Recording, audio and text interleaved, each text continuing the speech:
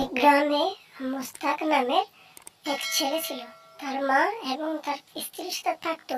ওরা অনেক গরিব ছিল। পান্তা ভাত দিয়ে ওরা সবসময় ভাত খেত। মা গো, আমার আর খেতে ভালো লাগতেছে না।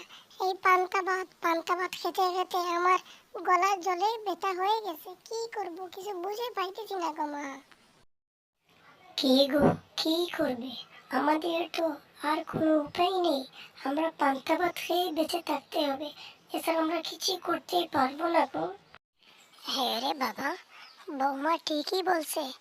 এছাড়া আমার হাতে কি আছে, আর কি করব? দুইটা গরু ছিল, এই গরুগুলো বেচে দিয়ে দিছি। এখন আমরা কি করব? আমি কিছু চিন্তা করে পাইতেছি না। তোর মাথায় কি কোনো বুদ্ধি আসতেছে? আসলে আমাকে বল বুঝে বাবা। তাক একা একা বসে চিন্তা করতেছিল সে কিভাবে দিন কাটাবে, রাত কাটাবে। অভাবী সংসার, দিন যায় না রাত যায় না, কিভাবে এতগুলো দিন পার করবে। তারপর তার মাথায় চিন্তা এলো নদীর পাড়ে বসে কিছু একটা করবে। তারপর হুট করে তার আম্মু চলে আসে। তারপর তার আম্মুর সাথে কথা বলে। কি রে বাবা, তোরা ওই সময় থেকে দেখতেছি তুই কি চিন্তা করতেছিস, এখনো কি চিন্তা করতেছিস?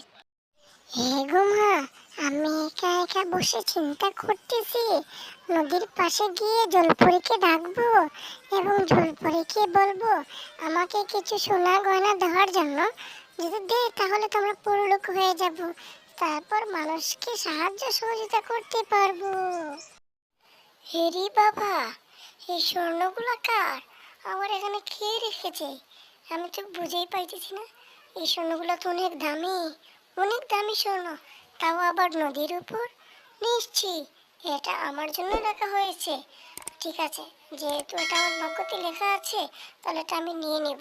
হে নদী, তুমি যদি আমার জন্য এটা রেখে থাকো, তাহলে তুমি আমার এটা বাড়িতে পাঠিয়ে দাও।